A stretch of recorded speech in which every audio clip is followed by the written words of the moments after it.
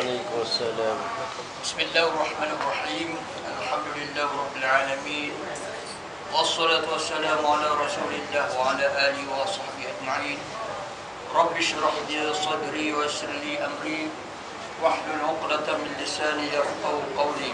Rabbana iftah bainana wa baina qaumina bil haqq wa antal khairul fatihin wallahu khairul hafizan wa arhamur rahimin.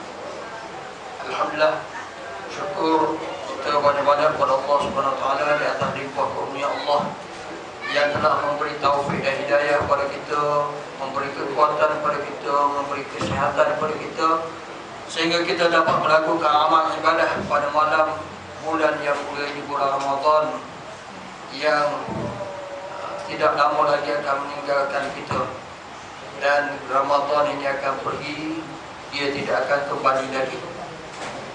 Ramadan 14 kita nak hijrah, bila dia pergi dia tidak akan kembali lagi, pergi buang selama-lamanya. Untuk tazkirah kita pada malam ini, suka saya ketu satu hadis Rasulullah sallallahu alaihi wasallam. As-siyam wal Quran yashfa'an lil 'abd yaum al-qiyamah. Atau kama qala, yang bermaksud puasa itu dan juga Al-Quran itu, kedua-duanya memberi syafaat kepada hamba, kepada seseorang hamba pada hari kiamat. Dalam hadis ini, bagi mereka yang belajar bahasa Arab, Nabi mulakan dengan alif lam, as-siyam, kemudian wal Quran, kemudian al-'abd. As-siyam wal Quran yashfa'an lil 'abd yaum al-qiyamah. Alif lam ini menunjukkan ada benda yang ditentukan. Alif lam ditarif, alif lam untuk menentukan. As-siyam bermakna tidak semua orang puasa. Orang yang puasa dia yang tertentu sahaja, bukan ambil nama puasa saja dapat syafaat. Maknanya ada puasa tertentu. Puasa yang macam mana? Bukan setakat menahan lapar dan dahaga sahaja.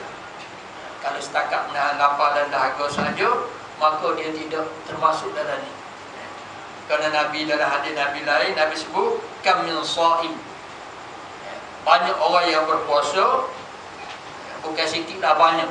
Nabi kata banyak orang yang berpuasa yang tidak dapat apa-apa daripada puasa, melainkan al-ju' wal 'atash, melainkan lapar dan dahaga saja. Maknanya puasa lagi ni tak termasuk dalam memberi syafaat pada kita pada hari kemudian nanti. Kemudian Quran yang macam mana kita baca, bukan setakat baca berapa baca gitu saja. Baca biar betul dan menghayati makna, mengamalkan ajarannya, maka yang dia Quran akan bagi syafaat pada hari kiamat nanti. Dia akan jumpa dengan Allah Subhanahu Wa Taala, akan mengadu pada Allah Subhanahu Wa Taala. Orang ni cekam mata dia, tak tidur malam dia, kerana baca, tolong bagi syafaat.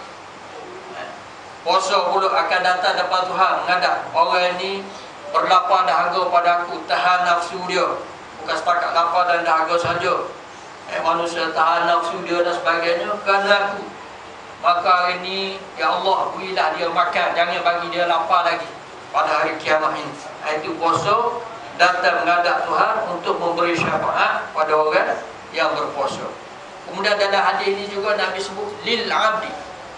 Al-'abdu ada alif lam juga situ, iaitu bagi seseorang hamba, bukan semua manusia, tapi manusia yang tertentu saja. Dalam hadis Nabi yang lain disebut bahawa di antara orang yang tidak diterima puasa, amalan puasa dia ialah orang yang syirik. Kalau hamba ni ada syirik pada Allah Subhanahu Wa Taala, menyekutukan Allah Subhanahu Wa Taala, menyekutukan Allah Subhanahu Wa Taala, menduakan Allah Subhanahu Wa Taala, maka tak termasuk dalam al-'abd di sini. Hamba di sini iaitu hamba yang tidak syirik pada Allah SWT, tidak menyekutukan Allah SWT. Iaitu Allah, kita melakukan ibadah semata-mata kerana Allah. Kalau kita buat bukan kerana Allah, puasa kerana orang, buat bukan kerana Allah, baca Quran bukan kerana Allah, kerana orang, maka orang ni tidak termasuk dalam al-amdu di sini.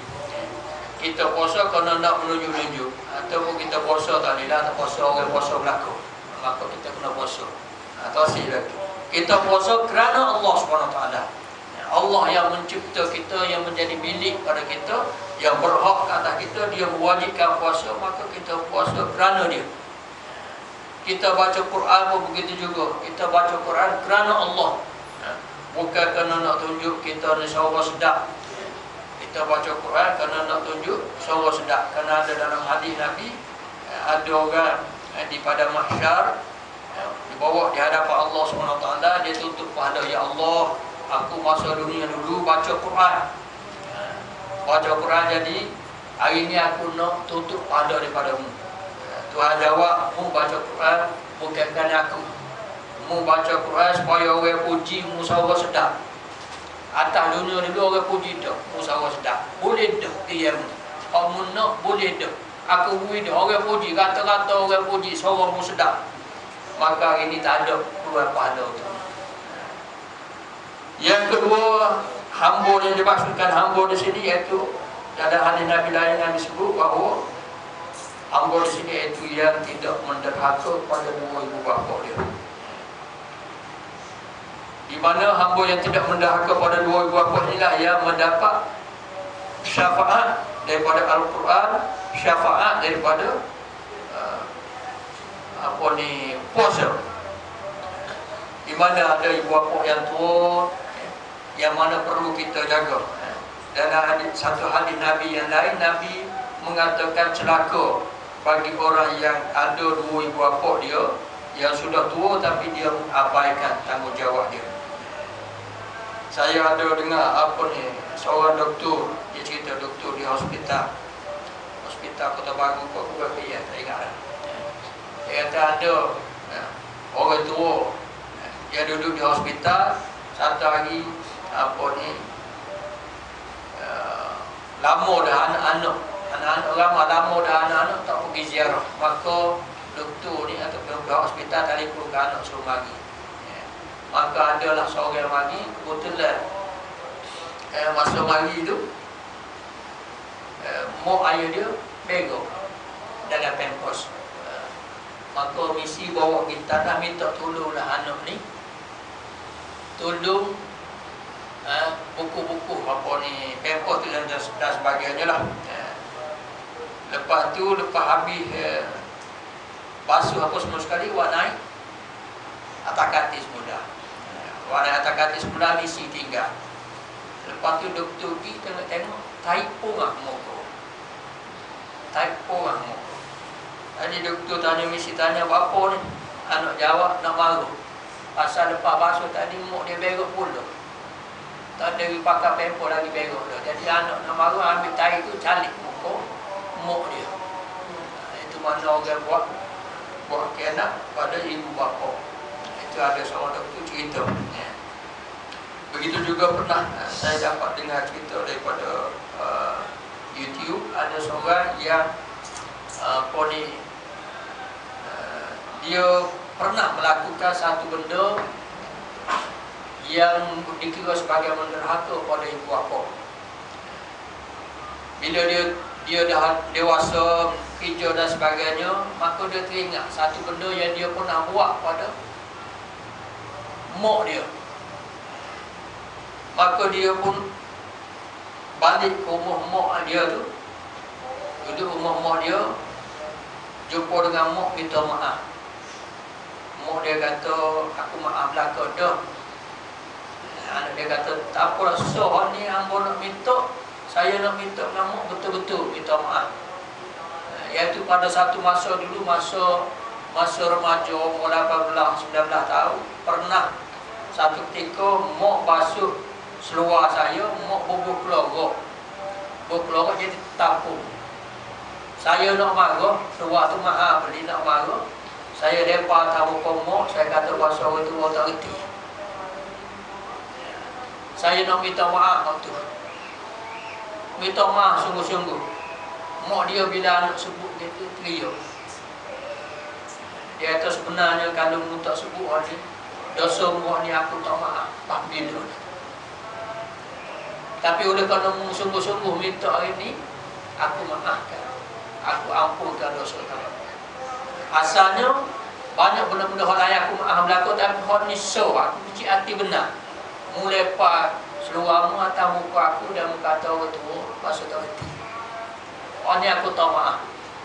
Pak bila. Tapi oleh kerana mu minta maaf sungguh-sungguh ini, aku maafkanlah kesalahan. Lepas habis dia, hak dia minta maaf, mak dia bagi maaf tu, dia balik semula tempat dia, kan tempat dia kerja, siapa-siapa tempat dia kerja, tempat rumah dia, tempat dia kerja tu. Anak dia buka pintu kereta, sadar dengan dia. Anak dia tak pernah sadar, tak pernah cium tangan dia. Tiba-tiba hari tu, anak dia sadar dengan dia, cium tangan dia, minta maaf, ayah, kamu selama ini. Oh, saya buat pada ayah. Asalnya tak pernah, tapi hikmah daripada Allah, ibu memberi keampunan pada itu, anak dia pula hormat pada dia. Kerana banyak disebutkan bahawa orang yang derhaka pada ibu bapa ni, Allah Subhanahu Wa Taala balas atas dunia. Apa yang dia buat pada ibu bapa dia, biasanya akan dibuat oleh anak dia pada dia. Jadi sama-sama lah bagi kita yang masih ada lagi ibu bapa, kita berbakti pada mereka berdua. InsyaAllah mudah-mudahan kita mendapatkan darah pahala dan ibadah puasa kita, bacaan Al-Quran kita, mudah-mudahan dapat memberi syafaat pada kita pada hari akhirat nanti. InsyaAllah. Allah